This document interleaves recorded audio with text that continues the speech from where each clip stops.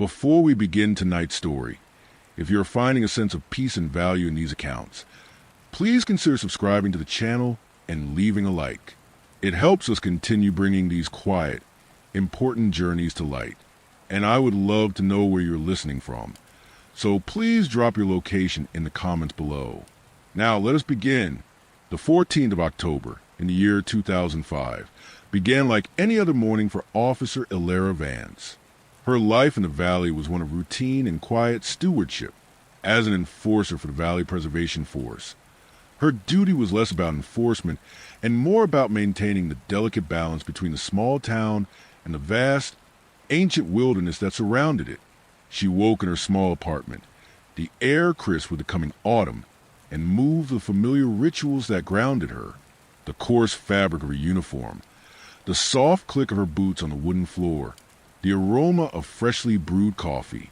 These were the anchors of her world, predictable and constant. But on this particular morning, the world's anchors had begun to drift. She noticed it first with the coffee. As she poured the dark liquid into her favorite ceramic mug, she watched the steam rise. Only it didn't. The white, wispy tendrils coiled for a moment before inexplicably pulling back down, condensing into the very liquid they had just escaped. She blinked, shaking her head, and looked again. The steam was rising normally, dissipating into the cool air of her kitchen. She dismissed it as a trick of the light, a consequence of too little sleep, and headed for the station.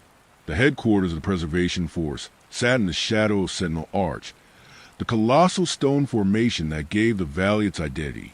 It was not merely a landmark. It was a presence, a silent guardian that had watched over the generations. Its immense natural archway was often called the window to the sky, and local legend held that it was a place where the veil between worlds was thin. Ilera had grown up under its watch. Yet that morning, the arch seemed different. The light caught at an unusual angle, making the window at its center seem less like an opening and more like a void, a patch of darkness that the morning sun could not penetrate. She shook the feeling off and began her patrol. Around 10 in the morning, the call came that would unravel everything she knew about reality. Dispatch reported a strange occurrence at the base of Sentinel Arch. A man was down. She acknowledged and headed toward the location. When she arrived, a small crowd had gathered, their faces a mixture of confusion and awe. She approached the young witness, asking what he had seen. His response was a cascade of incomprehensible sounds. It was not another language. It was as if someone had reversed an audio recording of his words, the vowels and consonants inverted into a fluid, nonsensical melody. A profound chill settled deep in Ilera's bones. She turned to the base of the arch. There was a man lying on the cool, red earth, his form bent in an angle that suggested a great fall. Yet, as she watched, his chest moved, not with a breath, but with the opposite of a breath. His lungs seemed to be deflating first, then inflating, and then he sat up. The movement was unervingly smooth, his body untwisted, the impossible angle of his form softening, realigning itself not with sound, but with silent, inexorable grace. He was not healing. He was unbreaking. He stood, his movements flowing in reverse, and walked backward toward the sheer rock face of the arch. Then, impossibly, he began to ascend. He was drawn upward, as if by an unseen current, his body tumbling gently in reverse up the side of Sentinel Arch until he reached the top. There, he stood for a moment, whole and seemingly unaware, before he simply vanished into the stone. Ilera stood there, staring at the empty air where a man had just reversed his own fall. She drove back to the station in a daze. When she arrived, she looked at the large digital calendar on the wall. It read October 13th, 2005. She had woken up on October 14th. She was sure of it. She had lived a Tuesday, but the world was only on Monday. A terrifying thought bloomed in her mind. Tomorrow would not be October 15th. For her, tomorrow would be October 12th. Returning to the quiet solitude of her apartment was no comfort. The familiar space now felt alien, as if she were a visitor in her own life.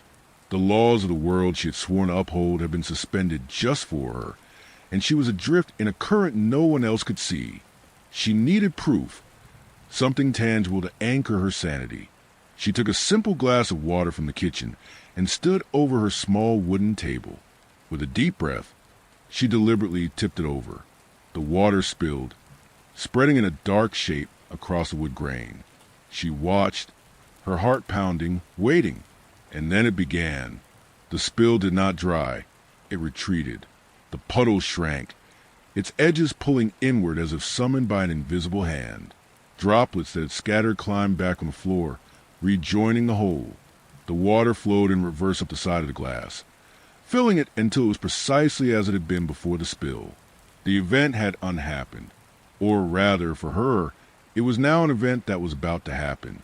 She was not seeing the past. She was living it backwards. A cold dread pushed her toward her bookshelf, to the collection of personal logbooks she had kept for years. She pulled out the current one, its cover a deep blue. Her hands trembled as she opened it to the most recent entry, except the entry was already there, written in her own neat handwriting, describing the exact moment she was living. The ink was dry. It described the water unspilling. It described her confusion. The day at the top of the page was October 13th. Below it, a note written in a more urgent script read simply, "You'll keep going backwards until you reach the beginning. But by then, you won't be you anymore." She flipped backward through the journal, which was, for her, flipping forward into her own past. The entries went in reverse chronological order. October 12th, October 11th, October 10th. Each page was a testament to her growing confusion, a chronicle of a journey she had yet to consciously begin. The entry for October 1st was the most jarring. It spoke of a choice. It said she had gone to Sentinel Arch and looked through the window, activating a temporal mirror.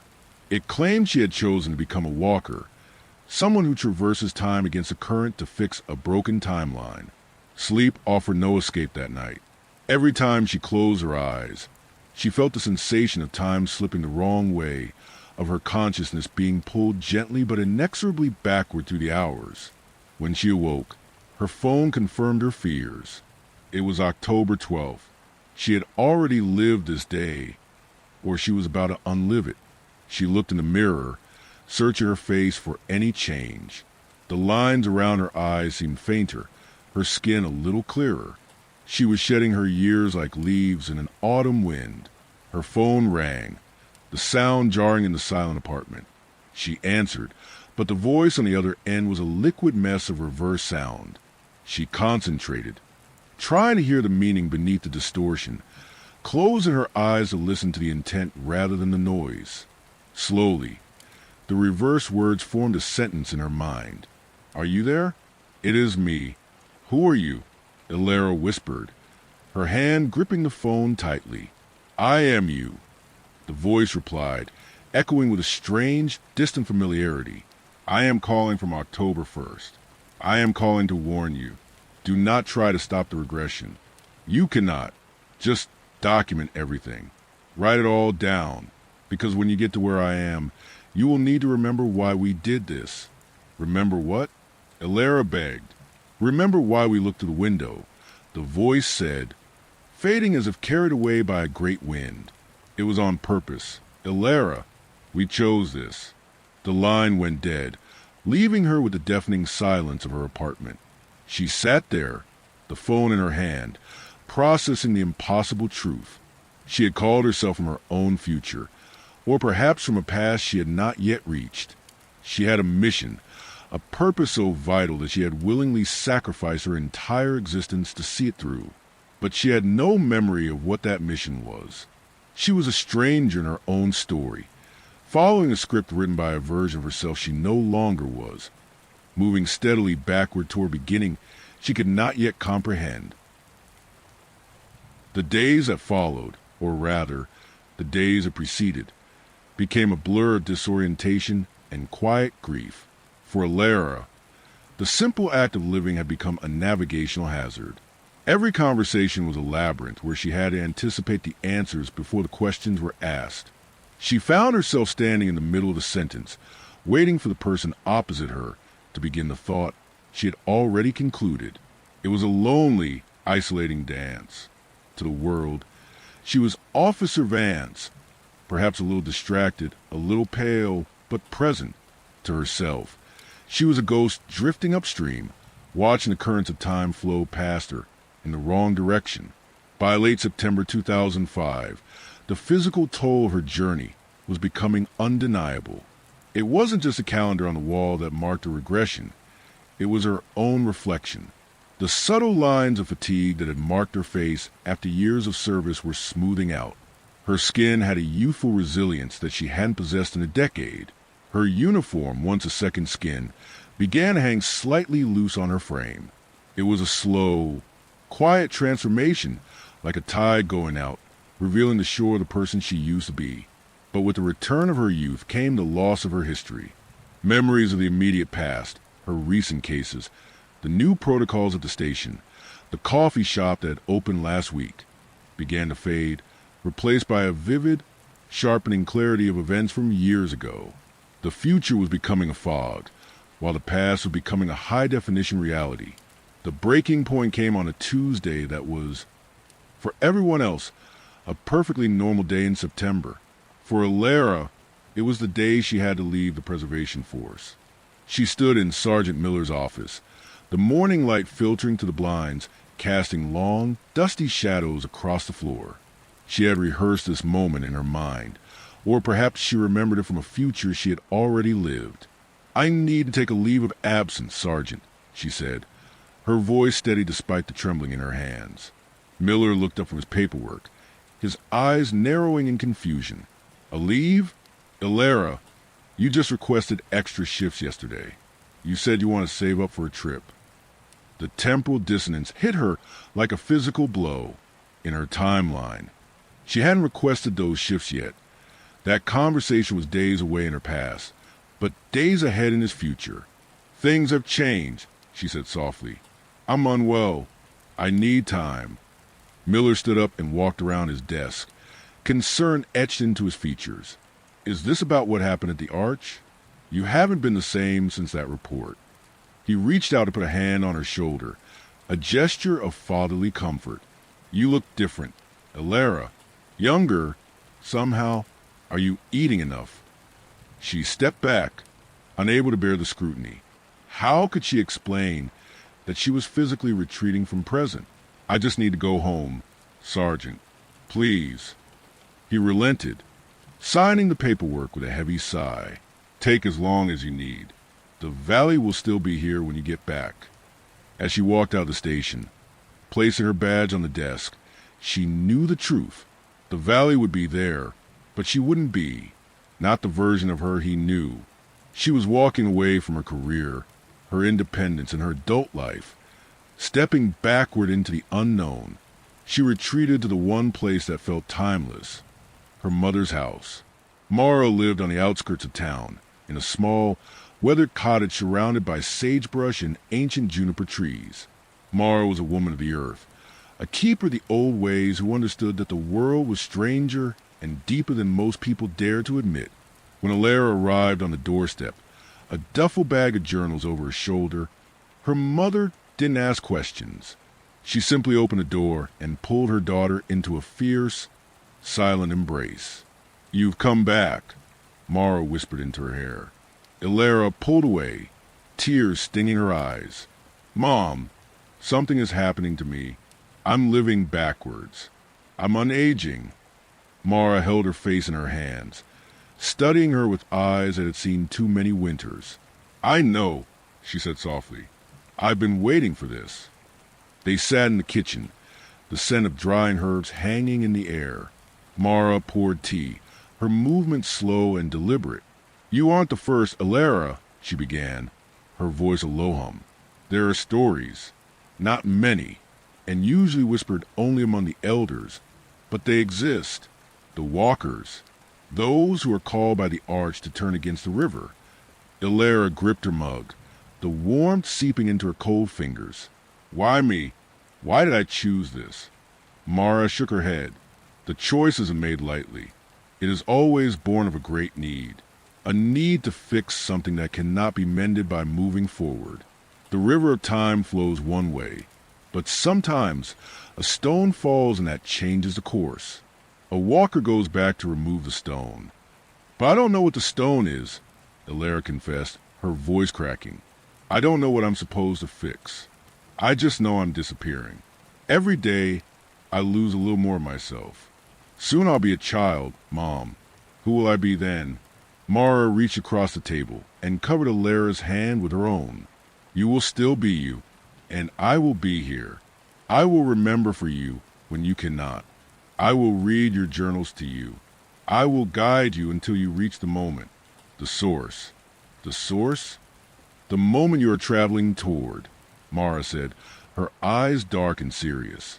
The reason you stepped through the mirror, you aren't just drifting. Elara, you are on a journey to a specific destination.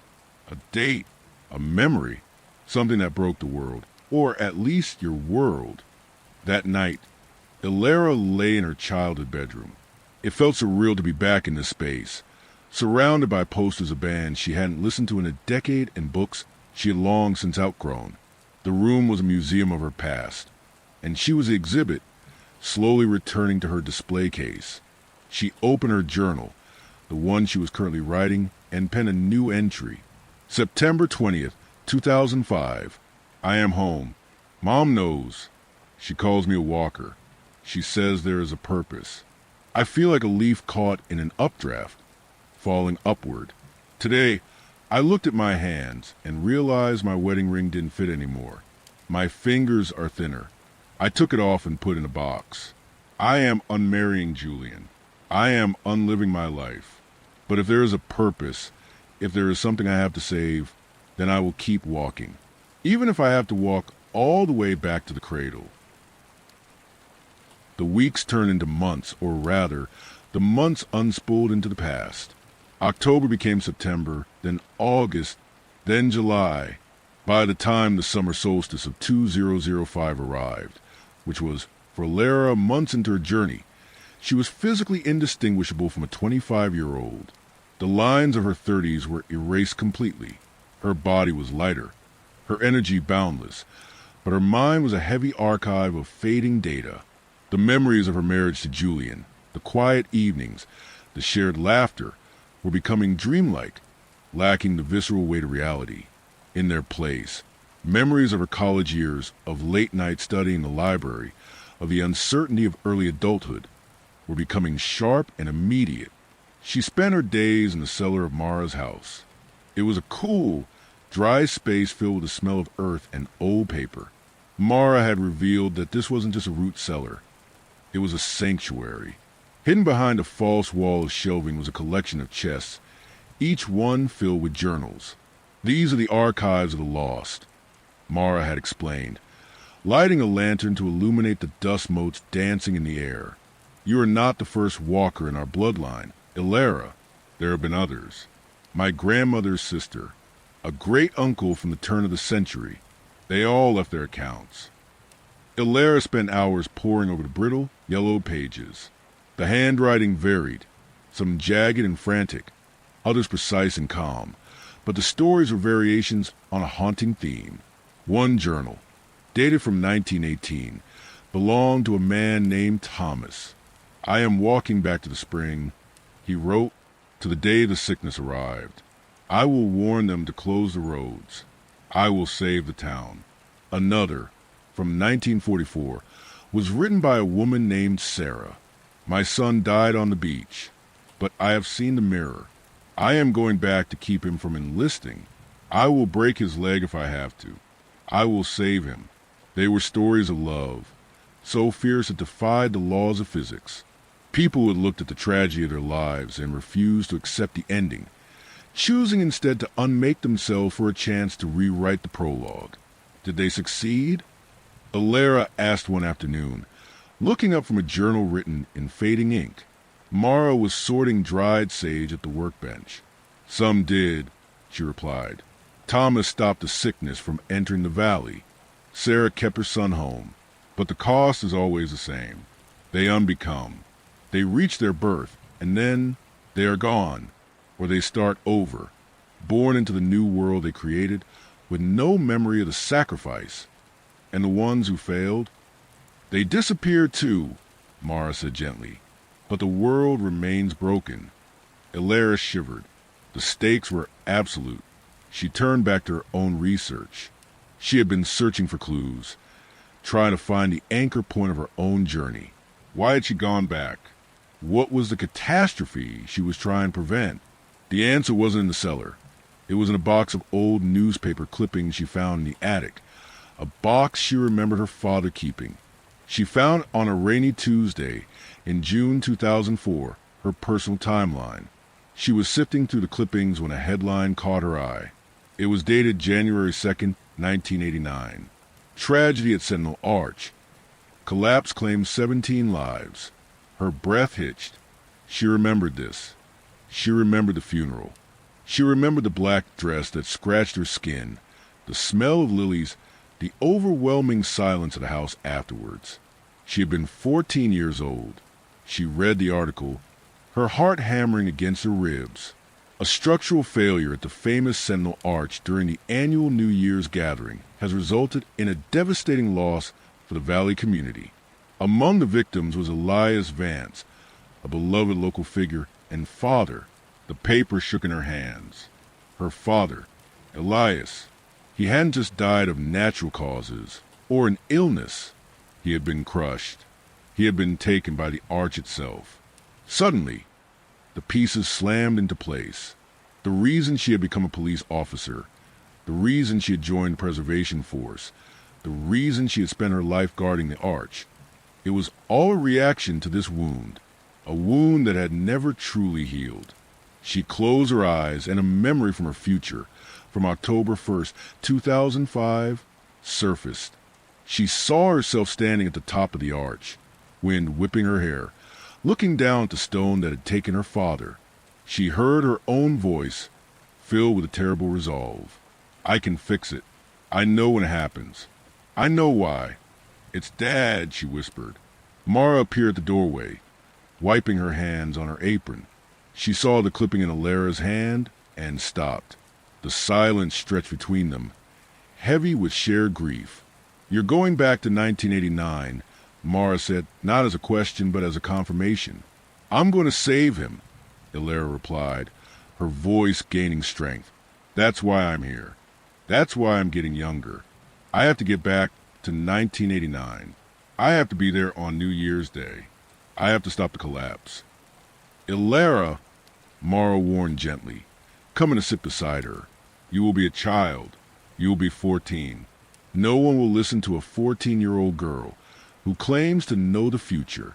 Then I'll find a way, Ilara said, her eyes burning with a fire that belonged to both her adult self and the teenager she was becoming. I have the journals. I have the knowledge. I just need to hold on to it long enough. I need to remember the structural report. I need to know exactly what caused the rock to fall. She spent the next weeks obsessively researching the 1989 collapse. She used her fading police credentials, which still worked in this time, to pull old case files from the archives. She studied the geological surveys, the witness statements, the weather reports. She learned that a group of developers had been touring the site that day, rumored to have ventured into a restricted zone on the upper crest. The official report called it a natural fissure event, but Ilara saw the pattern. The weight of the group, combined with the specific resonance of the wind that day, had triggered a stress fracture. It wasn't just bad luck, it was negligence.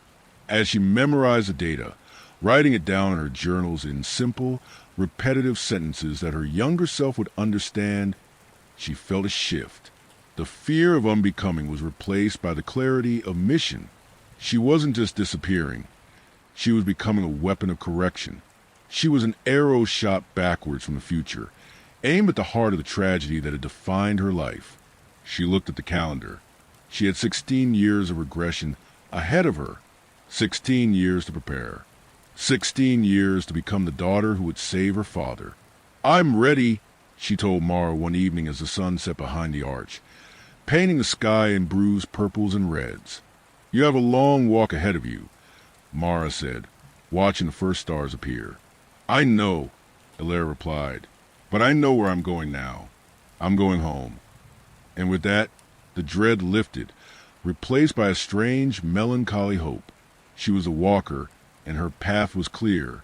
She would walk to the fire of time, shedding her years one by one, until she stood once again in the shadow of the arch on that cold January day, ready to hold up the sky. The calendar pages peeled away in reverse, not one by one, but in thick monthly bundles. The year 2003 bled into 2002, and then into the new millennium, each backward step taking a piece of Alara with it. The journey through her 20s was a disorienting, dreamlike experience. She was unliving her own life, the woman who had graduated from the police academy, who had stood before justice and pledged her life to her husband, who had built a career and a home. That woman was becoming a ghost. Her memories of those years, once the bedrock of her identity, were now like old photographs fading in the sun, the details blurring, the emotional resonance growing faint. She lived in a quiet rhythm dictated by the sun and the steady, calming presence of her mother. Each evening, as the shadows grew long, Mara would sit with her in the lamplight, reading from the journals. The early ones, written by the 32-year-old Alara, were filled with tactical details, geological data, and desperate pleas to her future self to stay focused. The west abutment shows signs of a micaceous fracture, Mara would read, her voice even. The resonance frequency is key. Do not forget the resonance. Alara, now 24 and with the mind of her college-age self, would listen, trying to absorb the information. It felt like studying for an exam in a subject she had never taken. The urgency was there, but the context was slipping away. The loss of autonomy was the hardest part. One afternoon, she tried to access an online archive of geological surveys from a university library. She remembered her old login credentials, but as she sat at a computer, her fingers hovered over the keyboard. The complex search parameters, the Boolean operators she had mastered as an officer, they were just beyond her reach, like a word on the tip of her tongue. Her younger mind, more concerned with literature papers and the social politics of the campus, couldn't grasp the intricate logic. Frustration welled up, hot and sharp. She pushed away from the desk, a silent scream trapped in her chest. Mara found her staring out the window, her reflection showing a young woman with the haunted eyes of someone much older. "It's all right," Mara said, placing a hand on her shoulder. "Your mind is simply aligning with your body. The knowledge is not gone. It is in the books. I will be your memory." And so she was. Mara became the keeper of the mission. She would quiz Alara on the facts, turning the data points into a catechism. Who are the developers? Mara would ask. Northlight Holdings. Alara would recite, the name feeling foreign on her tongue. What time do they arrive? Just after sunset. The ritual kept the mission alive, a single flickering flame in the growing storm of her aggression. As she unaged into her teenage years, the world outside her mother's cottage began to feel alien. The technology of the late 90s seemed clunky and slow. The music on the radio was a soundtrack to a life she was just beginning to remember for the first time. The adult Alara, the walker, was becoming a passenger in the vessel of her younger self. She was a whisper of conscience, a sense of unease, a strange and inexplicable sadness that would sometimes wash over the teenager who was busy worrying about exams and friendships. One day, while looking through an old yearbook, she saw a picture of herself at a school dance. She felt a pang of nostalgia, a sweet, simple memory, and then a colder, deeper memory surfaced alongside it. The feeling of her husband Julian's hand in hers as they danced at their wedding. The two moments, one lived and one unlived, existed simultaneously, a painful superposition of joy and loss. She was two people at once, a girl looking forward to her future, and a woman grieving the future she had given away. The journey was lonely. She watched her old friends from a distance, their lives moving forward while hers spooled backward. She saw them get their first cars, go off to college, fall in love. For her, These were events she was undoing. A hello from a friend on the street was, in her timeline, the beginning of a long goodbye. She was an island, drifting away from the continent of shared experience. Her only anchor was Mara, and the promise of a single day in 1989. The mission became less an intellectual exercise and more a matter of faith. She had to trust the woman she used to be. She had to trust the journals. She had to believe that this immense sacrifice, this slow, painful erasure of self, would be worth it. As she crossed the threshold of her 15th birthday, her memories of being a police officer were almost entirely gone, replaced by the mundane realities of high school. The adult Alara was now a ghost in the machine, a silent observer waiting for her cue. The final year of her backward journey had begun. She was almost there. She awoke to the smell of pancakes and the sound of her father singing off-key in the kitchen. For a single blissful moment, she was just a girl, waking up on New Year's Day. The world was simple, the future a vast, unwritten expanse. Then, the knowledge crashed down upon her, cold and absolute. It was January 1st, 1989, the day of the collapse, the day her father would die. She was 14 years old, and she had one chance to save him. She lay in her bed, her heart a frantic drum against her ribs. The room was exactly as she remembered it. Posters of synth-pop bands on the wall, a stack of fantasy novels on her nightstand, a soft morning light filtering through the thin curtains. It was a perfect, heartbreaking time capsule. She was no longer Alara Vance, the 32-year-old walker, the keeper of geological data and temporal mechanics. That woman was a faint echo, a whisper of purpose in the back of her mind. Today, she was just Alara, a teenager with a terrible secret. She forced herself out of bed and went to the kitchen. Her father, Elias, stood at the stove, a spatula in his hand. He was younger than her last clear memory of him. His hair darker, the lines around his eyes softer. He turned when he heard her, a wide, easy grin spreading across his face. There she is. Happy New Year, sleepyhead. Hope you're hungry. The sheer, ordinary beauty of the moment was overwhelming. He was here. He was real. He was alive. Tears pricked her eyes, and she quickly looked down, pretending to be wiping sleep from them. Happy New Year, Dad, she mumbled, her voice thick. He didn't seem to notice. He placed a plate piled high with pancakes in front of her. Big plans today, he said, sitting down opposite her. The whole town's going to be at the Arch for the gathering. Your mom's already packing the blankets and the thermos. Alara's stomach twisted. The gathering, the crowd, the developers. It was all happening, exactly as the journals had foretold. She had to stop it. She had to stop them from going. I don't feel very well, she said, pushing the pancakes around her plate. My stomach hurts. Maybe we should stay home this year.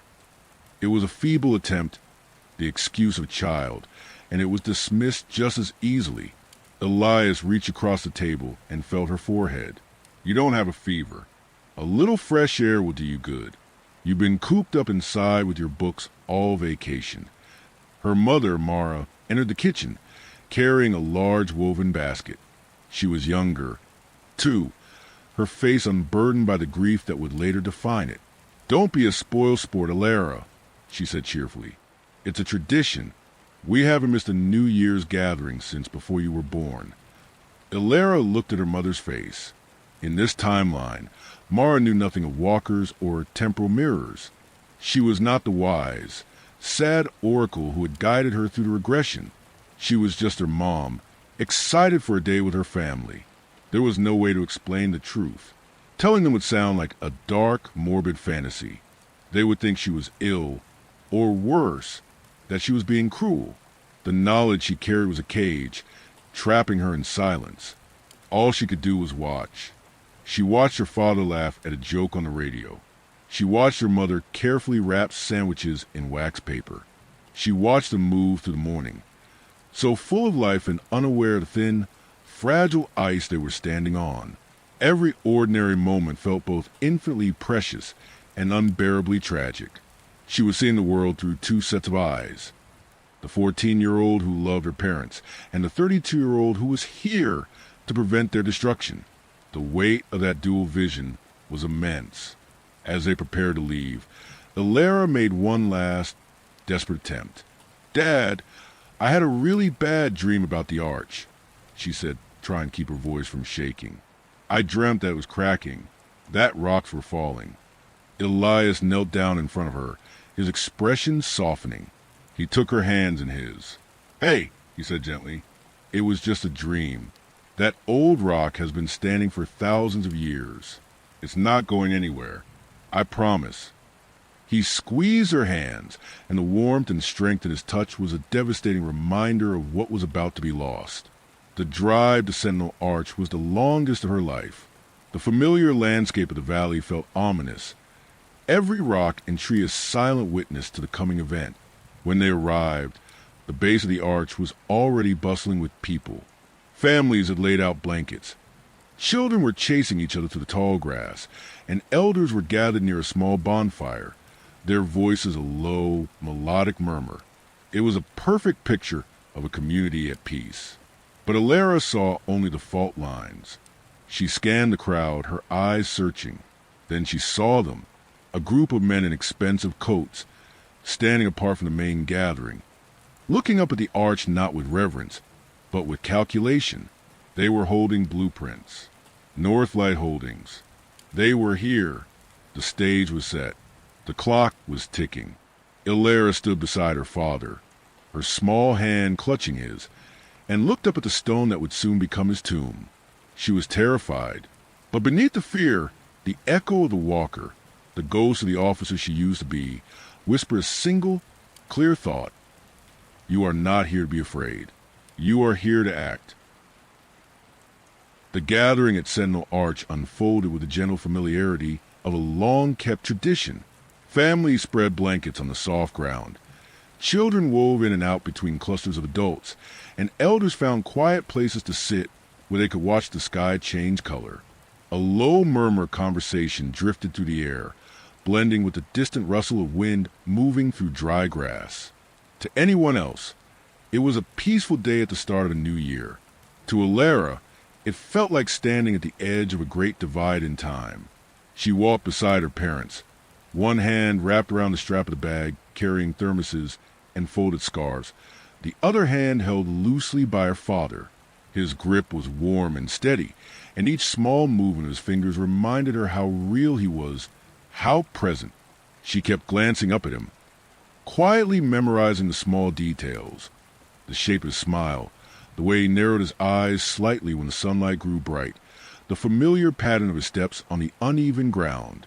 Every moment felt precious and fragile, like glass that might slip at any second. When they reached the base of the arch, her mother picked a place with a clear view of the open stone window high above. "Here," Mara said with an easy smile, shaking out the blanket. "We can see everything from this spot." Ilara helped lay out the food, her movements automatic, while her mind tracked the scene with almost clinical attention. She searched for the group she knew would be there, the ones whose presence signaled the beginning of the difficult changes to come. It didn't take long to find them. Near the edge of the gathering, a small cluster of visitors stood a bit apart from the rest. Their clothing looked sharper, more formal than what local families usually wore to an outdoor ceremony. They held rolled papers in small folders, and every so often one of them pointed up toward the arch and spoke with an air of evaluation rather than reverence. Even from a distance, Ilara recognized a kind of quiet, assessing energy she had seen many times in her adult life. People thinking in terms of plans, projections, and possible developments. Her heart tightened. In her journals, written years ahead in her personal timeline, she had recorded their role in the events of this day. She remembered reading about the survey of the upper crest, the concern that had come too late, the structural reports that framed what followed as a natural occurrence brought on by time and weather. Yet tucked between those formal words, she had seen a pattern of small choices and overlooked warnings that added up to a single, heavy turning point. Ilara stood up from the blanket. "I'm going to look around," she told her parents, keeping her tone casual. Her father nodded, distracted by a neighbor greeting him warmly. Her mother adjusted a scarf around her shoulders, focused on arranging containers of food. For a moment, Ilara wished they would stop her, call her back, insist that she stay close. But they didn't, and that simple freedom felt both empowering and heartbreaking. She walked toward the group of visitors, her steps measured, her breath slow. Up close, they seemed absorbed in their own conversation, speaking in practical, calm tones about access paths, safety rails, guided tours. Their words were neutral, but Ilara heard them through years of hindsight. She heard the echo of reports written afterward, the careful phrases that tried to explain why a place that had stood for centuries had reached a breaking point on this particular day. "Excuse me," she said softly, approaching them. Several heads turned. She was only a teenager in their eyes, a local girl in a simple coat and scuffed shoes. "You shouldn't go up there today. The upper path isn't safe." One of them smiled kindly, as one might smile at a child offering an opinion about something far beyond her responsibility. "Don't worry," he said. "We've been assured everything is stable. This is just a routine observation." Ilara swallowed. She tried again, searching for more precise words, the way her adult self might have done as an officer. "There are unseen strains in the stone," she said quietly. "The wind is strong. The timing isn't right." She realized, even as she spoke, how unusual her phrasing sounded coming from someone her age. One of the visitors raised an eyebrow. Another exchanged a puzzled glance with a colleague. "Thank you for your concern," the first man replied, his tone still gentle. "But we've consulted with the proper channels. Enjoy the ceremony, all right?" He turned back to his companions. For a moment, Ilara stood there, caught between the urge to cling to his sleeve and the knowledge that such a gesture would likely only deepen his assumption that she was simply anxious. She stepped back, feeling small in a way she hadn't felt in many years, even if the calendar insisted otherwise. She walked along the edge of the gathering, trying to think, what could she do that would matter, that wouldn't be brushed aside as a teenager's nervousness? She remembered pages of notes in her older handwriting, mentions of load distribution, subtle shifts in sound, the importance of timing.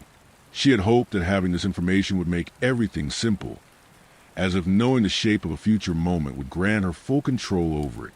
Standing there, in the soft hum of community life, she realized how complex it truly was. The evening light began to change, the sky deepening into gentle pastels. The elders called people closer for a moment of reflection. Voices lowered. A sense of shared stillness washed over the crowd. Ilara found her parent again and stood between them, holding their hands, feeling their familiar warmth on either side. Above them, Sentinel Arch framed a portion of the sky, its stone edges glowing softly. In that suspended moment, she felt two timelines overlapping within her. In one, she was a 14-year-old girl experiencing this for the first time, filled with quiet anticipation and admiration for the beauty of the scene. In the other, she was a walker who had carried a memory of today as a heavy stone in her chest for most of her adult life. Those two versions of herself were now standing together beneath the same sky, seeing the same arch, breathing the same cool air. A subtle shift in the wind brushed past her face, cool and whispering. Somewhere within that change, she sensed the beginning of what her journals had described as a great turning. The stone, weathered by more seasons than anyone could count, held a tension that could not be seen but could, perhaps, be felt by those listening closely enough. She closed her eyes for a heartbeat, silently asking the world for a gentler outcome, for a way through this day that did not involve deep loss. Yet as the minutes unfolded, it became clear that this particular moment was not one she could gently steer away from its established path. The sequence of small actions, words, and movements that she had read about played out with quiet inevitability. People shifted their positions, the visitors continued their observations, and the arch responded to forces that had been building over many seasons. When the day finally reached its difficult point, it did so not with spectacle, but with sense of something vast adjusting itself. In the days that followed, the valley entered a period of deep sorrow and reflection. Families gathered in living rooms and community halls, speaking softly about change, fragility, and the weight of shared memory. Ilera moved through those days with a strange dual awareness. She felt, as her 14-year-old self, the first experience of a great absence and the way it reshaped the household rhythm. At the same time, in a quieter place within her, the walker understood that this had always been the first step on her path. She had come back to this day hoping to soften it, to reshape it entirely, to pull her loved ones out of its reach. Instead, she found herself standing within the same pattern, watching it from the inside, seeing just how many subtle threads were woven into a single turning point. For a while, the weight of that realization left her feeling as though her journey had been for nothing. Yet even in that heavy season, a quiet intuition remained. If she could not change this day directly, perhaps the answer lay further back, in choices made long before the gathering beneath the arch. That thought lingered like a distant light at the edge of her awareness, waiting for the time when she would be close enough to truly see it. Time, having carried her the moment she had dreaded and hoped to change, did not stop. For everyone else in the valley, the days after the difficult events slowly became weeks, then months, as people gently rearranged their lives around absence and remembrance. For Ilera, those same days were a doorway opening into an even earlier chapter of her story. As the calendar moved backward from the end of 1989 into 1988 and beyond, she stepped once more into the stream of her own childhood. In the first days after the gathering, she felt suspended between ages. At home, her mother moved quietly, her usual centered presence dimmed by a thoughtful stillness. Neighbors stopped by with food and soft words, bringing small comforts to fill spaces that language could not easily reach. Ilera watched them with a layered awareness. Part of her was a young girl encountering this tender community care for the first time. Another part was the older soul who remembered watching these same gestures from the outside years ago, wondering if anything could have been different. As weeks unwound in reverse, small details shifted. Fresh flowers became buds, then disappeared. Cards that had been carefully placed on tables and kitchen counters were gradually never written. Conversations that once revolved around healing and remembrance slipped back into ordinary talk about weather, school, and market days. The house regained some of its former brightness. Laughter returned, at first in cautious echoes, then in fuller waves. To the world, it was a natural easing of a hard season. To Ilera, it was a sign that she was walking away from an event she still carried fully inside her. At 13, she found herself once again in a familiar classroom, watching chalk drift across a board as teachers spoke about history, numbers, and distant places. Her notebooks filled with sketches and half-formed thoughts. On the surface, she was a student like any other, yet behind her attentive gaze, a quiet inquiry continued. If she could not directly alter that one day in 1989, what then could be changed? The answer did not come in a single flash. It arrived slowly, through overlapping impressions. She overheard adults speaking at council meetings from years before of debates about opening certain areas of the valley to visitors in new ways. She listened as neighbors mentioned how, a few summers ago, the paths around Sentinel Arch had been adjusted to accommodate more people. Some recalled a time when the upper crest had been considered sacred and rarely approached at all. Others spoke of new possibilities, guided tours, observation points, educational signage. None of these conversations carried any ill intent. They were simply part of a broader season of change, when the community was exploring how to share its landmarks with a wider world. One evening, she sat at the kitchen table with her mother, who was working through household accounts while a kettle hummed softly on the stove. Ilera traced patterns on the wooden surface with her fingertips, her mind turning over fragments of memory. "Mom," she asked gently, "when did they first decide to let visitors go so close to the arch?" Mara paused, her pencil hovering over a column of numbers. "It was some years back," she said slowly. "You were quite small. There were many meetings about it. Some people thought it would bring new life to local businesses. Others worried about what it might mean for the land itself." She gave a small, thoughtful smile. "Your grandfather used to say that the arch remembers every footstep. Do you remember what they decided exactly?" Ilera pressed, her tone soft but steady. "They agreed to open more paths and create viewing points," her mother replied. "But there were conditions. Times of ceremony were to remain protected. Special areas were still meant to be respected. It was meant to be a careful balance." A gentle quiet settled between them. Ilera looked down at her hands, the hands of a young teenager now, yet still carrying the memory of holding official reports and annotated printouts. The shape of the truth was becoming clearer. The day at the arch had not appeared out of nowhere as a sudden hardship. It had grown gradually from a series of well-intended decisions, small shifts in how the community and the outside world related to the land. The moment she had tried to change was only the blossoming of seeds planted years earlier. As time continued to unwind, she became younger still. At 12, her world shrank to schoolyard conversations, family routines, and imaginative games. Yet even in this simpler time, a thread of deeper awareness ran through her. Some nights, when she found it difficult to fall asleep, her mother would sit by her bed and hum old songs or tell stories passed down from elders. In those stories, there were always places of crossing, rivers where travelers had to decide whether to go straight through or search for a safer ford, paths that split into two, asking for careful choice rather than haste. One afternoon, a respected elder came to visit. She was a woman with gentle hands and eyes that seemed to see far beyond the walls of the house. Ilera knew her from community gatherings, where she often led songs or shared quiet reflections. On this visit, she and Mara spoke in low tones while Ilera pretended to read in the next room, the words on a page dissolving into soft echoes as she listened. "Some journeys do not end where we expect," the elder said. "Sometimes, when a moment leaves a very deep mark on a person or place, its echo travels both forward and backward.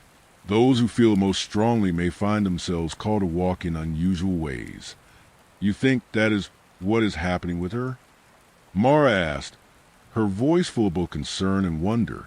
"I think she is part of a larger pattern," the elder replied. "A pattern that began long before this household and will continue long after. The arch has always been a meeting point, not just of land and sky, but of choices. When certain paths are taken, some hearts feel an invitation to step back and look again from an earlier point. It is not a punishment. It is an act of care." Ilera held those words close. An act of care. Perhaps her journey was not a desperate attempt to wrestle time into compliance, but quieter, more patient effort to find a kinder starting point for everyone touched by the arch. At 11, the world grew even softer around the edges. She spent more time outdoors, collecting small stones, watching clouds, learning the names of plants from her mother. The urgent voice of the officer she had once been was almost gone, yet traces of her remained the way she noticed certain details. A new trail marker, a recently installed sign, a conversation about another council meeting on land use. It was during this period that she finally saw the earlier turning clearly. In a memory that arrived like a gentle, steady sunrise, she recalled sitting on her grandfather's lap as he listened to a radio report about an upcoming council vote. There was mention of new funding, of increased visibility for the valley, of cooperation with visitors from far beyond their region.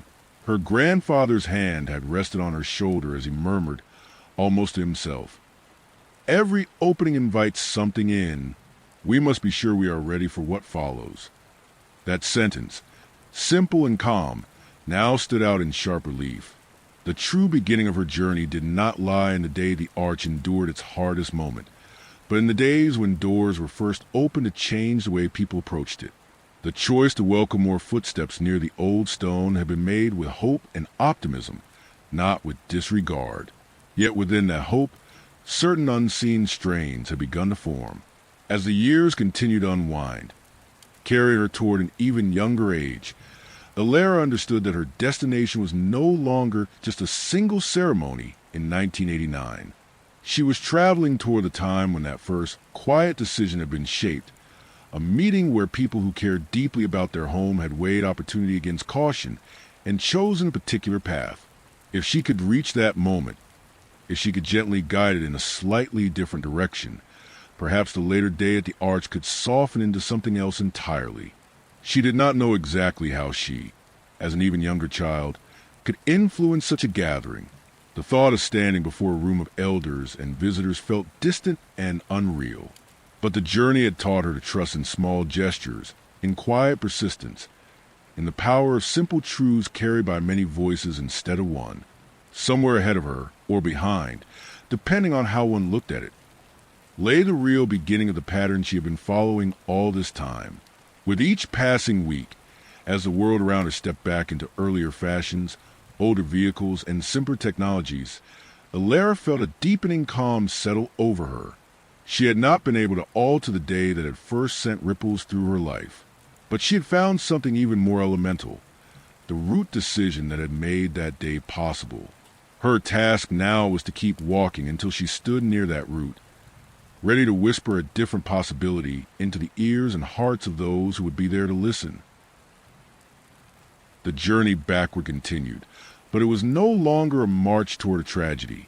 It was a gentle retreat toward a beginning. Alara, unaged past 10, past 8, past the years where she could run to the field with long, confident strides. She was small now, her world defined by the height of tabletops and the comforting shelter of her mother's skirts. The year was 1980. The valley was quieter, less connected to the outside world. The roads were narrower, the cars boxier, the pace of life slower. The internet was a distant dream. Cell phones were science fiction. It was a world of landline calls, handwritten letters, and community meetings held in the warm, dusty light of the town hall. At 5 years old, Alara possessed a strange duality. Her body was that of a child, clumsy, energetic, prone to sudden naps and bursts of laughter. But her mind still held the flickering candle of the walker. It was not the sharp, data-driven intellect of the 32-year-old officer anymore, that had faded into intuition, a deep-seated knowing that guided her small hands and simple words. She knew things she shouldn't. She knew where the lost keys were before her mother started looking. She knew it would rain before the clouds gathered. And most importantly, she knew about the council meeting. The meeting was the root, the moment in time where the decision to open the upper crest of Sentinel Arch to commercial developers had been made. It was a decision born of hope. Hope for jobs, for prosperity, for a valley that was struggling economically. But it was a decision that had ignored the quiet warnings of the land itself. In the original timeline, the permit had been granted, the paths widened, and the weight of the world invited onto stone that was never meant to bear it. Mara, still the keeper of the journals, understood the significance of the date. She read to Alara every night, not fairy tales, but the simple, repetitive notes Alara had written for herself years ago. "The stone is tired," Mara would read softly. "The voices are too loud. The path must stay small." Alara would listen, her thumb in her mouth, nodding solemnly. She didn't understand the geology anymore, but she understood the feeling. The arch was a friend, and it was going to be hurt if they didn't help it. On the day of the meeting, the town hall was packed. Smoke from pipes and cigarettes drifted in the air, a blue haze that smelled of tobacco and old wood. Men in plaid shirts and women in sensible dresses sat on folding chairs, their voices a low rumble of debate. The developers from the city were there, too, men in suits who smiled too much and spoke of opportunity and growth. They had charts and maps, colorful visions of a future, where the valley was a destination, a jewel on the map. Mara brought Alara with her, holding her hand tightly. "Stay close," she whispered, "and listen." Alara sat on a wooden bench, her legs swinging, too short to touch the floor. She watched the faces. She saw the hope in the eyes of the shopkeepers who needed customers. She saw the hesitation in the eyes of the elders who remembered the old stories. The debate went back and forth, a pendulum swinging between the need for survival and the need for preservation. The developers were persuasive. They spoke of safety measures, of respectful integration, of a partnership that would benefit everyone. The mood in the room began to shift. The pendulum was swinging toward yes. Ilara felt a pull in her chest, a physical sensation, like a string being tugged by an invisible hand. This was it, the moment. The walker inside her stirred. She didn't have a plan. She didn't have a speech. She was 5, but she had something else. She slipped off the bench while her mother was distracted by a neighbor. She walked down the center aisle, a tiny figure in a blue dress, clutching a small, smooth stone she had picked up from the base of the arch that morning. The room quieted as people noticed her. It wasn't unusual for children to be at meetings, but there was something in her purposeful stride that caught the eye. She walked right up to the table where the council members and the developers sat. The head developer, a man with a kind face but cold eyes, looked down at her. "Hello there, little one," he said with condescending smile. "Are you lost?" Ilara looked at him, then at the map spread out on the table. A map that showed roads cutting into the sacred red earth, viewing platforms bolted into the ancient stone. She placed her small stone on the map, right in the center of the arch. "It hurts," she said. Her voice was small, high-pitched, but it carried in the silent room. "What hurts, sweetheart?" one of the council elders asked gently. "The rock," Ilara said, touching the stone. "It's tired. If you put the big, heavy things on it, it will cry, and then it will break." She looked up at her father, Elias, who was sitting in the front row. He looked surprised to see her there, but he was listening. "Daddy, don't let them hurt the window. The wind told me will fall." A ripple of unease went through the room. It was the innocence of the warning that gave it weight. In a community deeply connected to the land, the intuition of a child was often given more respect than a surveyor's report. The elder who had spoken leaned forward. "The wind told you?" "Yes," Ilara said simply. "It said the path is too heavy. It said 17. The number hung in the air. 17. The number of lives lost in the collapse of 1989. Ilara didn't know why she said it. The number just bubbled up from the deep well of her forgotten memories. The developer laughed, a nervous, dismissive sound. "Well, that's a very vivid imagination. But our engineers have done extensive testing. The rock is perfectly stable." But the spell was broken. The certainty in the room had fractured. Elias stood up. "My daughter has a sense about these things," he said slowly, looking at Mara, who nodded silently from back. "And maybe she's right. Maybe we're moving too fast. Maybe we need to listen to the land before we pave over it." Other voices joined in. The shopkeeper, who had been eager for tourists, suddenly looked thoughtful. "My grandfather always said the upper crest was hollow," he muttered. "Maybe we should check again." The momentum shifted. The vote, which had seemed like a foregone conclusion, became a debate again, and then a decision. The council voted to delay the permit. They voted to commission a new, independent study from a university, one that focused on preservation rather than development. They voted to keep the upper crest restricted for now. Ilara walked back to her mother, who scooped her up and kissed her forehead. "You did good, little bird," Mara whispered, tears in her eyes. "You did so good." Ilara buried her face in her mother's shoulder, tired now, the strange energy fading. She didn't know she had just saved her father's life. She didn't know she had rewritten history. She just knew she wanted a nap. The mission was complete. The route had been treated. The permit was never granted. The developers eventually moved on to other projects. The paths remained small, the upper crest remained quiet, and the heavy footfalls of progress were kept at bay. The timeline had healed. But for Ilara, the journey wasn't over. The momentum of the backward slide was too strong to stop. She continued to unage. 5 became 4. for became 3. The world grew larger and more wondrous. Language began to slip away, complex sentences dissolving into simple phrases, then into single words, then into pure emotion. The memories of the walker, of the officer, of the woman she had been, were gone. What remained was a feeling, a deep, abiding sense of peace. She had done something important. She didn't know what it was, but she felt the lightness of it in her soul. At 2 years old, she was a creature of instinct and joy. She chased butterflies in the garden, marveling at the way their wings caught the light. She sat in her father's lap, listening to the rumble of his voice as he read to her, feeling the steady beat of his heart, a heart that would keep beating for decades to come. She looked at the arch with wide, uncomprehending eyes, seeing not a temporal mirror or a sight of tragedy, but just a beautiful shape against the blue sky.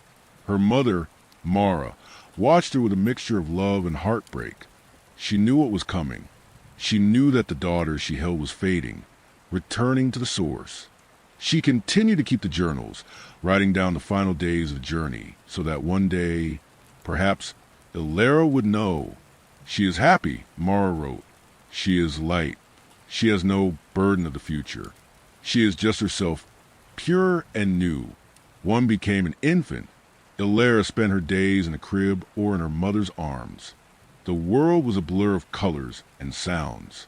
The boundaries between herself and the universe were soft. She was everything, and she was nothing. She was the wind, the stone, the sunlight. She was love given form.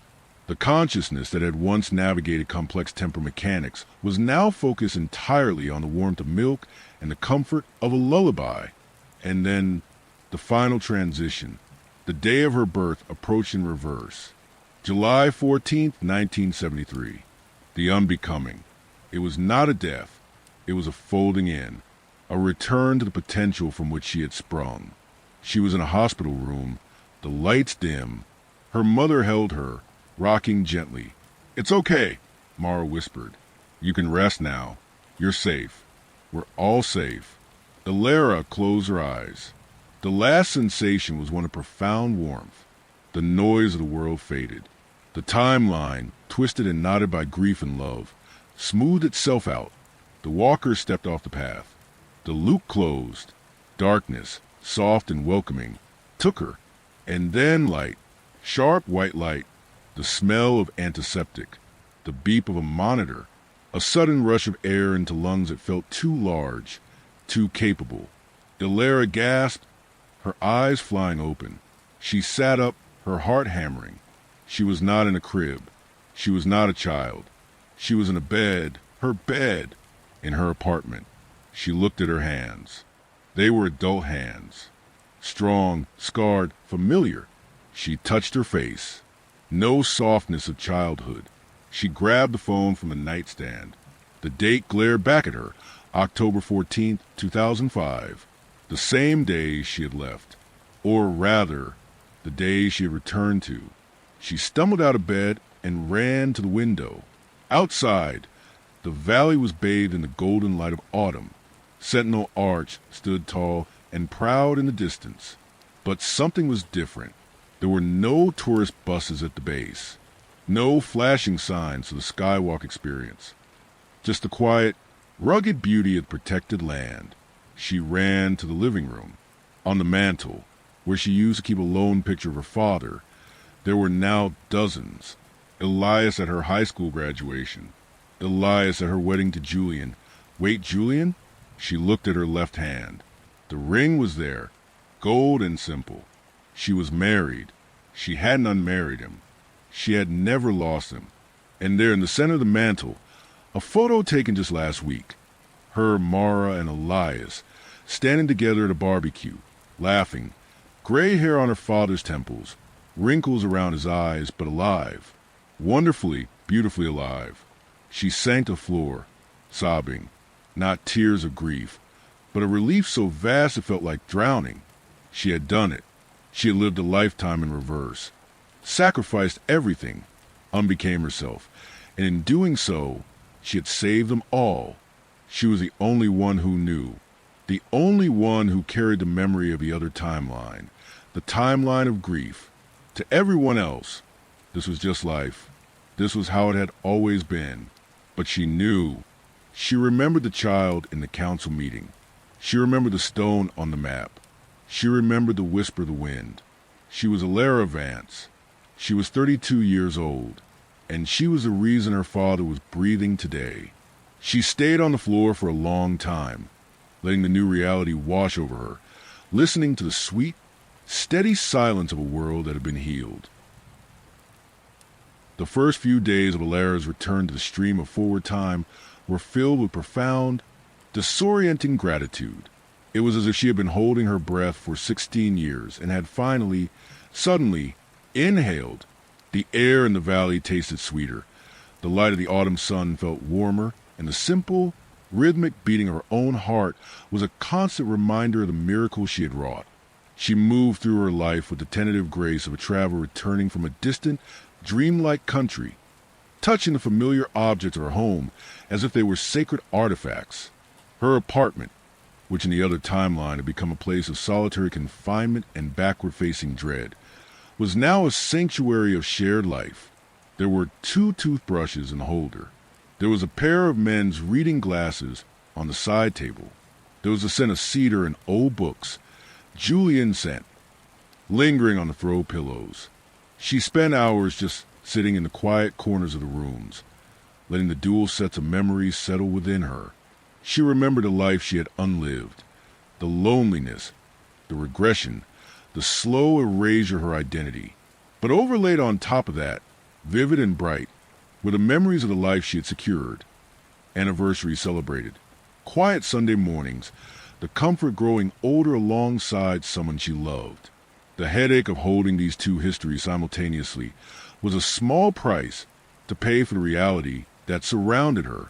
The most overwhelming moment came 3 days after her return. She had arranged to meet her father for lunch at a small diner near the edge of town. The drive, there was a journey through a landscape that had been healed. In the timeline she remembered, the road to the arch had been widened to accommodate tour buses, lined with billboards and souvenir shops. Now, the road was a simple 2-lane strip of asphalt winding through untouched sagebrush and juniper. The land breathed. It was quiet, dignified, and whole. The scars of commerce were gone, replaced by the resilience of nature. When she walked into the diner, she saw him immediately. Elias Vance sat in a corner booth, nursing a cup of coffee and reading the local paper. He looked older than the man she had saved in 1980, of course. His hair was a snowy white, and his shoulders were slightly stooped with the weight of years. But he was there. He looked up as the bell above the door chimed, and his face broke into a smile that crinkled the corners of his eyes that were bright and clear. "There she is," he said, his voice raspy and warm. "The busy officer. I ordered you the blueberry pancakes. I know you say you're too old for them, but I know better." Alara slid into the booth opposite him, her throat tight. In the other timeline, this man had been a memory for half her life. She had visited a cold stone marker on his birthday. Now, she could see the pulse in his neck, the slight tremor in his hand as he lifted his cup. She reached across the table and covered his hand with hers. His skin was papery and cool. It was the most beautiful thing she had ever felt. "Thanks, Dad," she managed to say, her voice trembling. "I'm never too old." "You okay, Ellie?" he asked, studying her face with paternal concern. "You look deep in thought. Work keeping you up?" "No," she said, shaking her head and blinking back tears.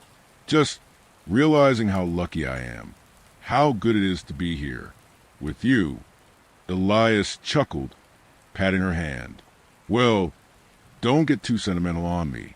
I've still got a few good years left. Although your mother keeps threatening to hide my gardening shears if I don't take it easy." They talked for an hour, discussing the mundane details of life. The neighbor's new fence, the price of gas, the upcoming winter. To Elias, it was just a Tuesday lunch with his daughter. To Alara, it was a symphony. She listened to every word, hoarding them like gold. She realized then that this was a true reward. It wasn't just about preventing a disaster. It was about this, the quiet, boring, wonderful continuity of existence.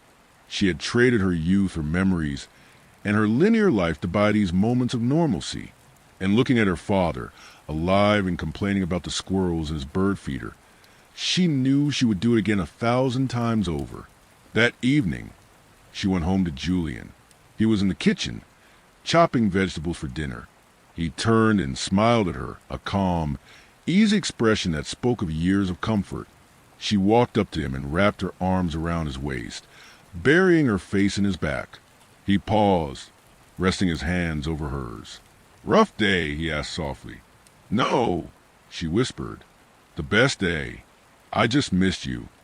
"I've been here all along," he said, turning to kiss the top of her head. "I know," she replied, holding him tighter. "I know." She lay in bed that night, listening to his breathing, and felt the timeline solidify around her. The ghosts of the backward journey were fading, becoming like a dream one struggles to recall upon waking. But she made a promise to herself, staring up at the ceiling shadows. She would never forget. She would be the silent steward of this reality, the one who remembered the cost of the peace they all enjoyed. She had shifted the horizon, and now, finally, she could walk toward it. Months passed, and the seasons turned. Winter dusted the valley in white, and spring followed a riot of wildflowers. Alara settled into her life, her work on the preservation force taking on a new meaning. She was no longer just enforcing laws. She was guarding a legacy. She spent her shifts patrolling the perimeter of the arch, ensuring the barriers remained secure, checking the sensors that monitored the stone's stability. To her colleagues, she was simply thorough. To the land, she was an old friend keeping a promise. But as the 1-year anniversary of her return approached, Alara began to feel a familiar pull. It was a subtle vibration in the air, a hum that only she could hear. It drew her toward Sentinel Arch, not as an officer, but as a walker. She found herself driving to the site in the evenings, after a shift, standing by the fence and watching the light play across the sandstone. It started with shadows, peripheral movements that vanished when she turned her head. A figure walking near the base of the cliff, a silhouette standing on the upper crest. At first, she thought it was her mind playing tricks, a residual effect of the temporal displacement. But the visions grew clearer. They weren't random ghosts, they were echoes. One evening in October, exactly 1 year from the date she had first stepped out of the timeline in her old life, she saw her. Alara was standing near the observation rail, the sun dipping below the horizon, painting the sky in bruised purples and fiery oranges. The wind was picking up, carrying the scent of rain. And there, standing just beyond the barrier, was a young woman. She looked to be about 16 years old. She was wearing a denim jacket and holding a notebook, her posture rigid with fear and determination. Alara's breath hitched. She knew that jacket. She knew that notebook. She knew the way the girl was chewing her lower lip. It was her, not the her of this timeline, who had grown up happy and safe. It was a version of Alara from a different history, a history where the council meeting in 1980 had gone the other way, a history where the disaster had happened. Alara climbed over the barrier, her heart pounding. She approached slowly, hands raised. "You can see me, can't you?" she called out softly. The girl turned, her eyes wide. She looked at Alara, the adult woman, whole and alive, with a mixture of shock and recognition. "Who are you?" the girl whispered. "You look like me, but older." "I am you," Alara said gently, stopping a few feet away. "I'm the you who made it. I'm the you from the timeline where it worked." The girl's face crumbled. "It worked? You saved him." "Yes," Alara said. "He's alive. He's at home right now, reading the paper. The disaster never happened here." The girl let out a sob, a sound of pure, wrenching grief. "But it happened in mine," she said, her voice cracking. "I saw it. I saw the rocks fall. I saw him." She trailed off, unable to finish. She clutched the notebook tighter. I have to go back. I found the journals. My grandmother's journals. She said if I walk backward, if I go to the source, I can fix it. Ilara felt a wave of dizziness. She understood then the true nature of the arch. It was not just a bridge between past and future. It was a nexus of possibilities, a junction where every choice branched off into a new reality. She had fixed her own branch, pruned the rot, and allowed it to grow healthy.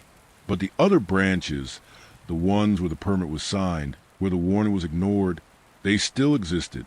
And in every one of them, a version of Ilara Vance was waking up to the call. You're going to 1980? Ilara said, a statement of fact. The girl nodded. I have to stop the meeting. I have to be the child in the room.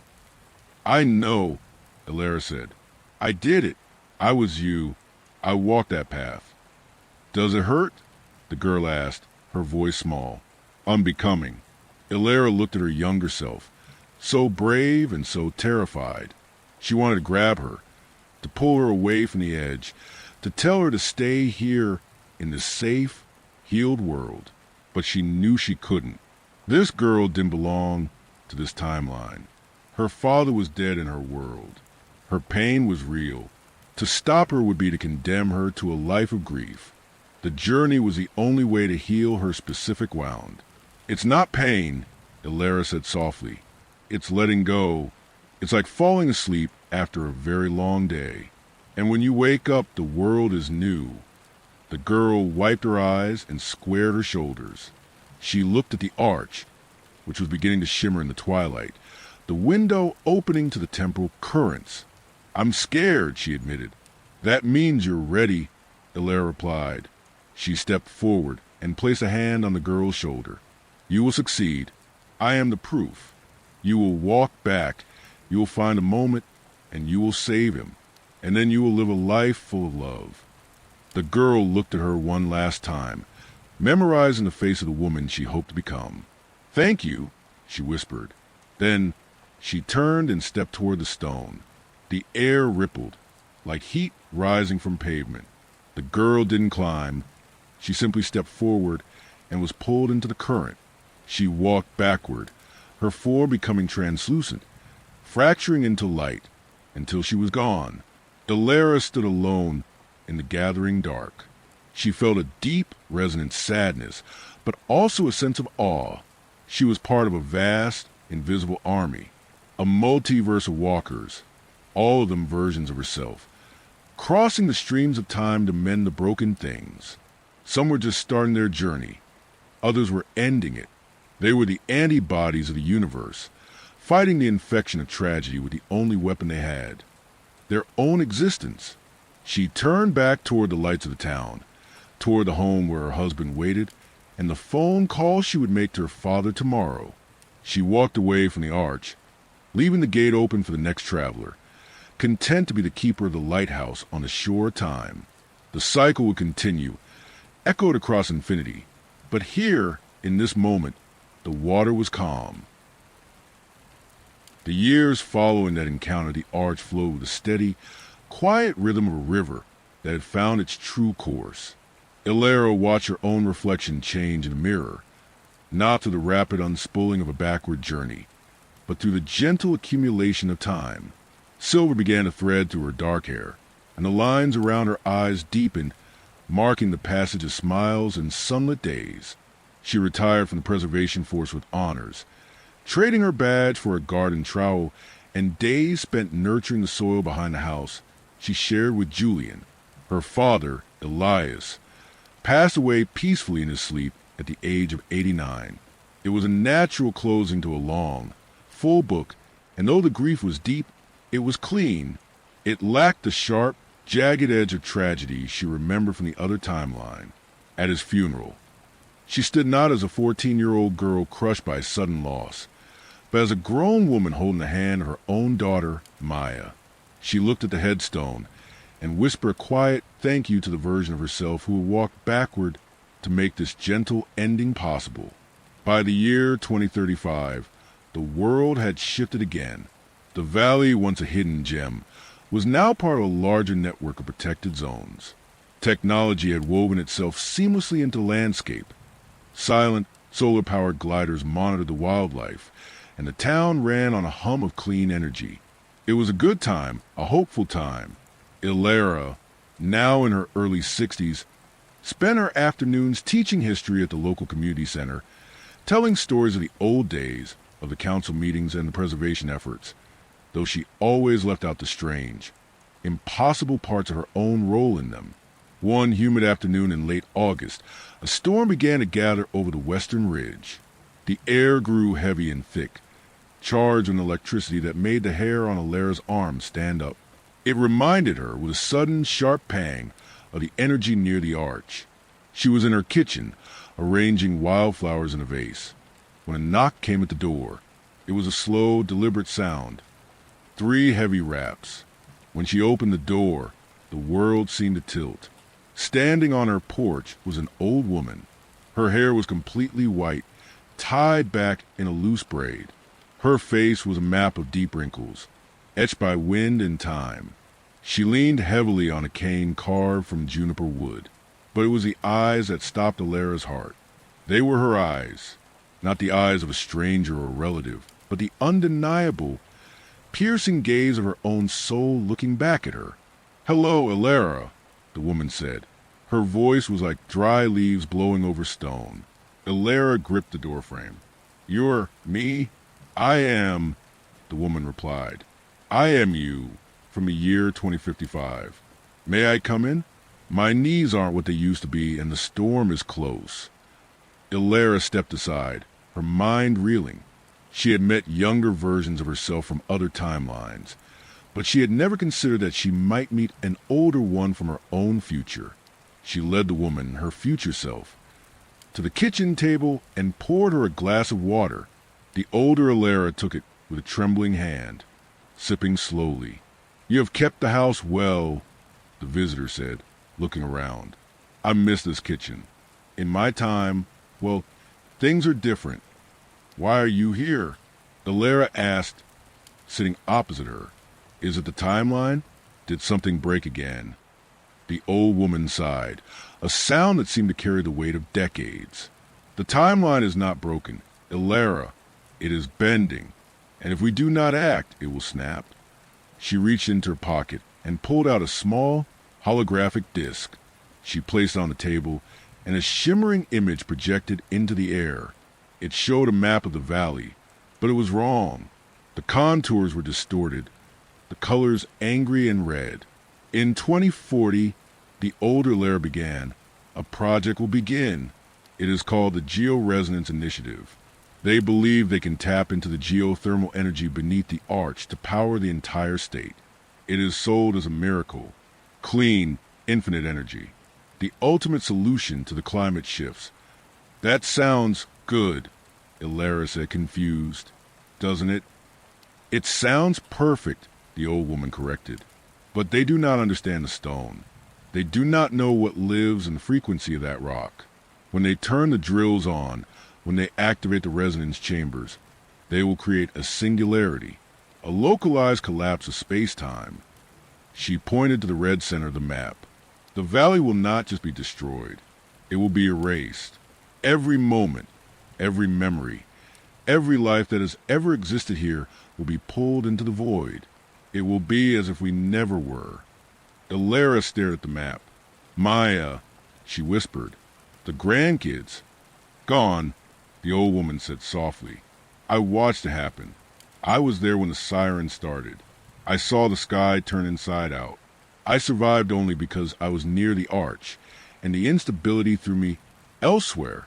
I have spent the last 15 years in a shelter on the edge of a wasteland, working on the calculations, finding a way back. Back to now. Back to the source." The old woman shook her head. "Coming here, to 2035, is just a stopover. I cannot stop the project from here. The contracts are already signed. The machinery is already being built in secret. The momentum is too great. Then what do? "We do what we have always done," the older Ilera said, her eyes locking onto the younger ones. "We walk. I have to go back further. I have to go to 2020. That was the year the initial survey was hidden. That was the year the first quiet deal was made. I have to expose it before it takes root. Ilera felt a cold dread settle in her stomach. You're 80 years old, she said. The journey, the regression, it will kill you. The old woman smiled, a sad, gentle expression. It will not kill me. It will unmake me. I will walk backward from 80. I will become 70, then 60, then 50. By the time I reach 2020, I will be 45. I will have the strength to do what needs to be done. But I will not stop there. Once the loop is caught, I will keep going. I will unage until I am gone. But you've already lived a full life, Ilera protested. You have memories of Maya growing up, of Julian's final years. You'll lose them. You'll lose everything. I am losing them to save them, the old woman said firmly. If I do not go, those memories become a lie, because the people in them will cease to exist. I am trading the memory of my life for the reality of theirs. The storm broke over the house, rain lashing against the windows and sheets. Inside, the kitchen was a quiet island of hard truths. Ilera looked at the woman across the table, this fragile, steel-spined version of herself, and felt a profound sense of all mixed with heartbreak. She had thought her work was done. She had thought the sacrifice of her youth in the first timeline was the price of admission for this peaceful life. Now she realized that the debt was never truly paid. Being a walker was not a one-time act. It was a perpetual stewardship. Why did you stop here? Ilera asked. Why come to me now instead of going straight to 2020? The older Ilera traced the rim of her glass. Because I needed to see it one last time, she admitted. I needed to see the house while it was still warm. I needed to see you, to remind myself that the piece is real. And I needed help. The arch has changed. The barriers are stronger now, the security tighter. I cannot just walk up to it like we did in the old days. I need your clearance codes. I need you to open the gate. Ilera nodded slowly. Of course. She still had her old access keys. They were keepsakes, but the digital signatures were valid for life. I'll take you, she said. No, the old woman said. You have a dinner with Maya tonight. You have a husband who needs you. You stay here. Just give me the codes. I will find a way. I'm not letting you go alone, Ilera said, her voice rising. You can barely walk without that cane.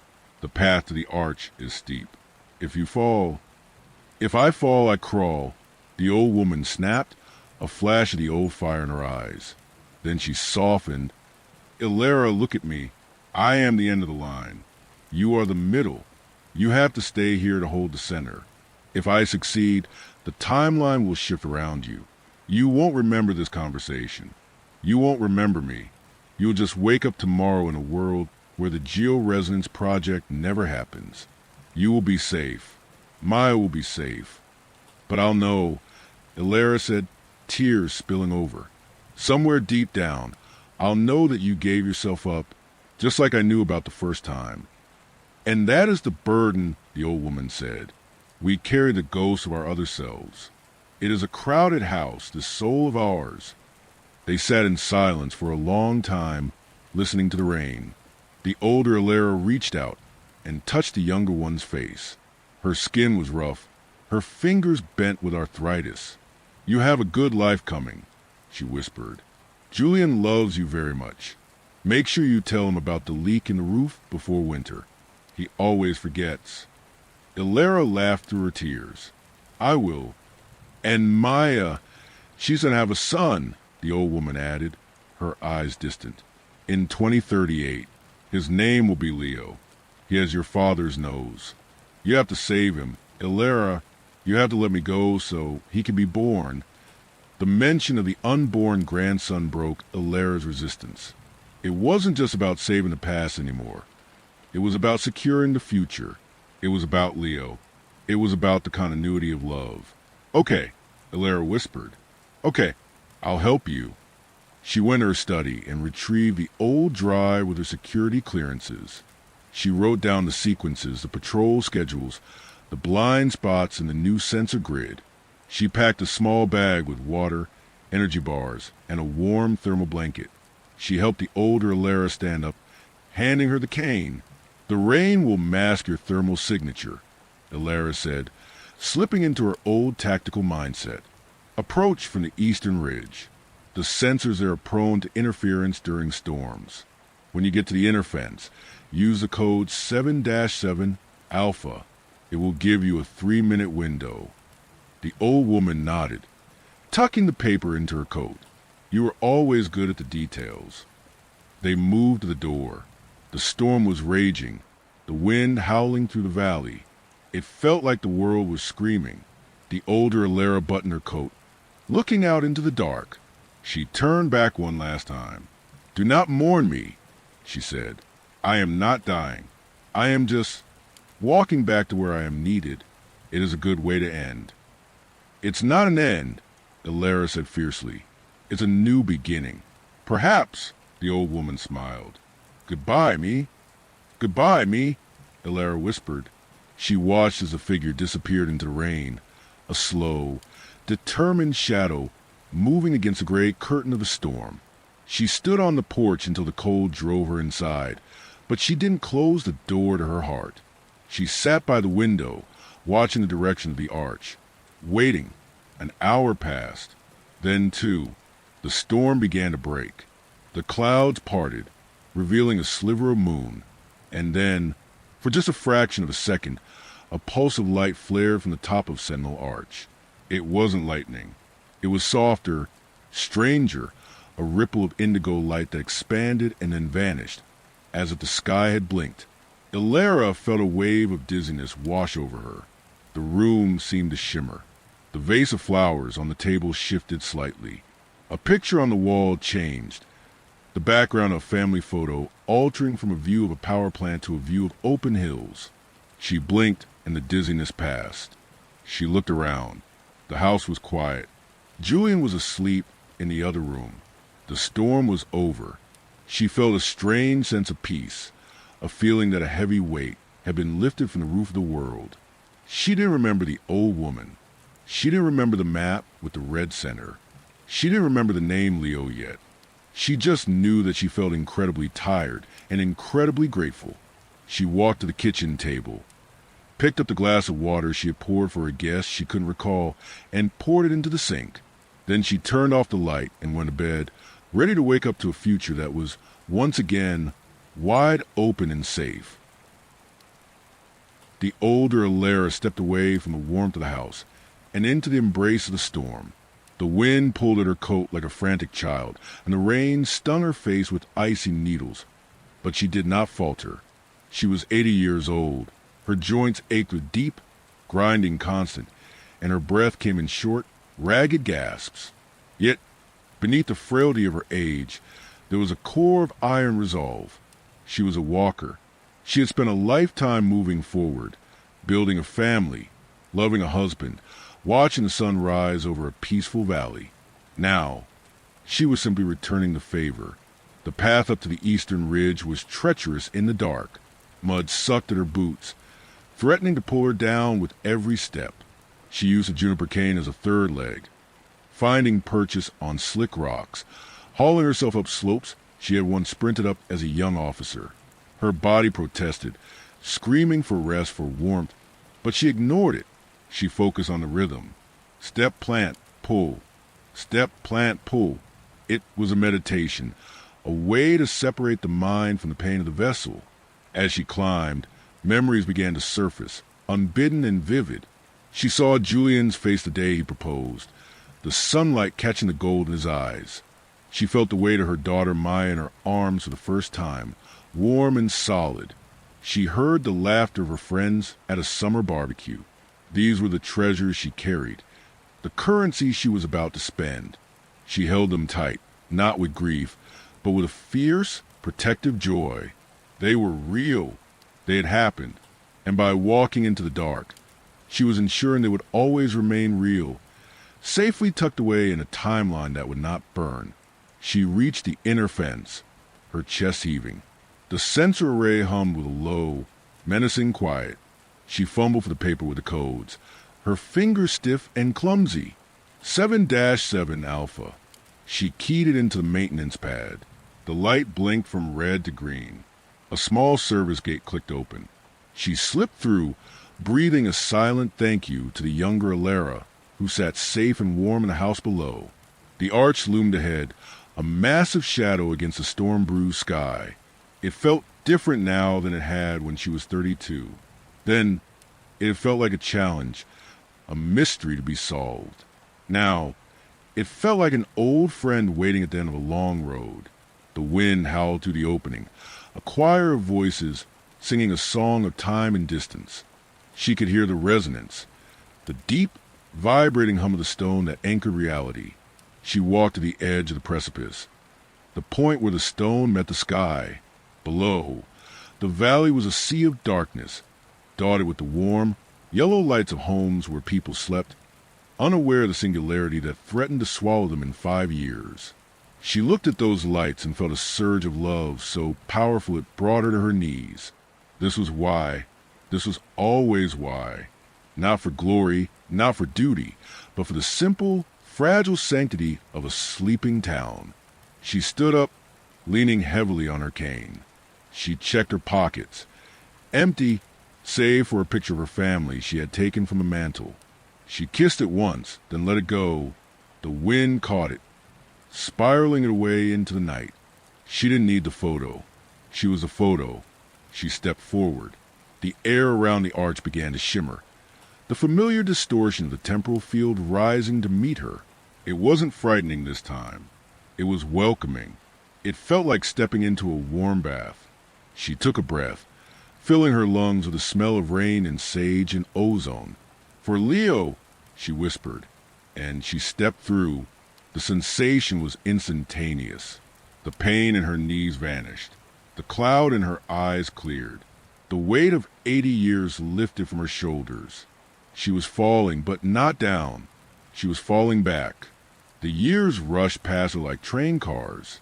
2035 became 2034. She felt her skin tighten, her spine straighten. She was 70. 2030, she was 65. The memories of her old age, the aches, the slow days, the quiet twilight, began to dissolve, replaced by the sharp, vibrant energy of her middle years. She didn't stop.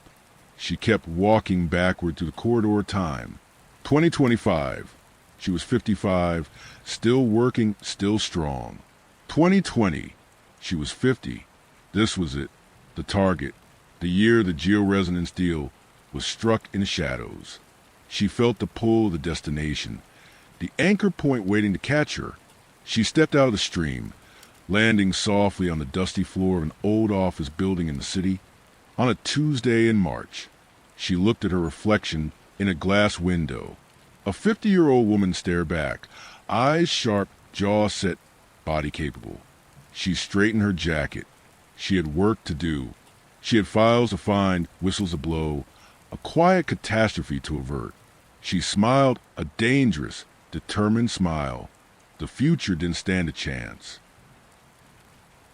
The timeline shifted. It wasn't a violent snap, but a gentle correction, like a spine realigning.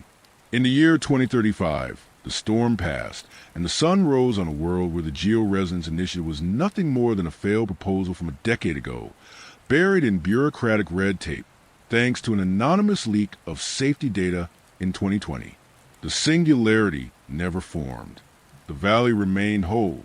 Alara Vance, the Alara of the present, woke up with a strange sense of lightness. She stretched, feeling rested in a way she hadn't in years. She walked to the kitchen, humming a tune she didn't remember learning. Julian was there making coffee. He kissed her cheek. "You slept well," he noted. "You were smiling in your sleep." "Was I?" she asked, pouring a cup. "I had a dream. I think someone visited us. An old friend." "Who?" "I don't remember," she said, looking out the window at the arch, glowing pink in the morning light. But she seemed happy, like she was going home. Ilara's life continued, unburdened by the knowledge of the loop. She grew older, watched Maya have a son named Leo, and taught him to walk on the soft grass of the backyard. But deep down in the quiet substrate of her soul, the memory of the walker remained. It manifested as a compulsion to preserve, to record, to guard. She began spending her free time at the local library, organizing the town's archives. She started a project to collect the oral histories of the valley, recording the voices of the elders before they faded. And she found herself drawn, again and again, to the collection of old journals in her mother's cellar. She read them with a reverence she couldn't explain. The journals of Thomas, of Sarah, of the other walkers who had come before. One afternoon, sitting in the sunroom, she opened a fresh notebook. She didn't know why, but she felt the need to write. She picked up a pen and began to transcribe the stories she'd read, weaving them together into a single narrative. The story of the arch, the story of the mirror. As she wrote, she realized something profound. The arch wasn't a curse. It wasn't a trap. It was a mechanism of love. It was the universe's way of allowing for a second draft. It was a mercy. It acknowledged that humans were flawed, that we made mistakes, that we broke things we couldn't fix moving forward. So it gave us a way to go back. It demanded a high price, the sacrifice of self, because the act of changing time was sacred. It required a life to pay for a life. She finished the book on her 75th birthday. She titled it The Chronology of Sentinel Arch. She placed it in the archives, a silent guide for anyone who might feel the call in the future. Years later, when Ilara was very old, she sat on a bench near the base of the arch. She was the steward now, the watcher. She saw the tourists come and go, saw the children play, saw the cycle of life turn its slow wheel. She often saw people lingering near the stone, looking at it with a strange intensity, a mixture of desperation and hope. She knew that look. It was the look of a potential walker. One evening, a young man approached the barrier. He was crying, his shoulders shaking with grief. Ilara stood up, her cane sinking into the soft earth, and walked over to him. "It's heavy, isn't it?" she asked softly. The man looked at her, startled. "What is?" "The past," she said. "The things we wish we had done differently." He looked at the arch, then back at her. "I made a mistake," he whispered. "A terrible mistake. And now she's gone." Ilara looked at him with eyes that held the wisdom of 1,000 years and a dozen timelines. She reached out and touched his arm. "There is a way," she said, her voice a gentle murmur carried by the wind. "But it is a hard road. You have to walk it backward. You have to give up everything you are to save what you lost." "I would give anything," he said. "Then listen," she said. "Listen to the wind. It will tell you when to step." She stayed with him until the sun set, guiding him, comforting him, preparing him. When he finally stepped through the distortion, vanishing into his own journey of redemption, she didn't feel sad. She felt proud. She sat back down on the bench, wrapping her shawl tighter around her shoulders. The stars were coming out, pinning the velvet darkness of the sky. She closed her eyes and listened to the hum of the stone. It sang of all the walkers, of all the Ilaras, of all the saved lives and healed timelines. It was a song of infinite complexity and infinite simplicity. She whispered to the wind, knowing that somewhere, someone, another version of herself was listening. "We are the river," she said, "and we are the stone, and love is the only current strong enough to bring us home." She took a deep breath, filled with the scent of sage and rain, and smiled. The loop was closed, the story was told, and the valley slept in peace.